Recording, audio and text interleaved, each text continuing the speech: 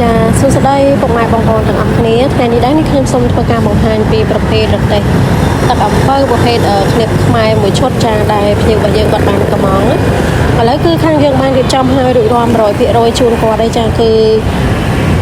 ដូចនៅក្នុងរូបដែលខ្ញុំបានបង្ហាញអញ្ចឹងគឺយើងមានប្រើទូកញ្ចក់2ជាន់បែបហ្នឹងចាខាងក្រោមគឺយើងអាចដាក់អំពៅខាងលើយើងអាចដាក់គ្រឿងកំប៉ុងអីផ្សេងៗបានអញ្ចឹងណាហើយយើងបិទរូបភាពជូនគាត់4ស្លឹកផងដែរនៅក្នុងរទេះហ្នឹងតោះឥឡូវយើងមកមើលក្បាលឃ្លៀបរបស់យើងវិញគឺថារៀបចំមកផ្លឹងបែបហ្នឹងតែម្ដងចា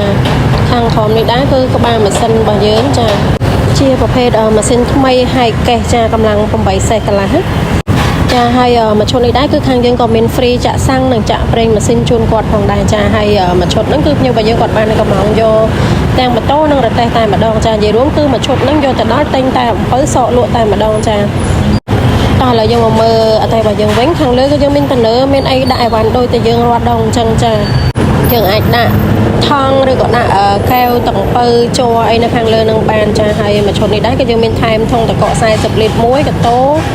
ក៏ដូចជាតយោផងដែរនិយាយរួមគឺមួយឈុតហ្នឹងយកទៅដល់តែងតែអំពៅសក់លក់តែម្ដងចាអញ្ចឹងសម្រាប់ពុកម៉ែបងប្អូនដែលគាត់មានតម្រូវការមិនថាប្រភេទរទេះទឹកអំពៅបែបហ្នឹងឬក៏លក្ខណៈប្រភេទរទេះកំងអីផ្សេងៗហ្នឹងគឺអាចធ្វើការកំងបានចាតាមរយៈ page នេះផ្ទាល់ឬក៏តាមរយៈលេខទូរស័ព្ទដៃរបស់ខ្ញុំ3ខ្សែនៅក្នុងវីដេអូហ្នឹងបានចាហើយក៏អរគុណច្រើនចំពោះការជឿជាក់និងគាំទ្រមកលើ page មេហៀងសិប្បកម្មធ្វើរទេះគ្រប់ប្រភេទយើងខ្ញុំផងដែរហើយចាហើយក៏អរគុណសម្រាប់ការទស្សនាវីដេអូមួយនេះ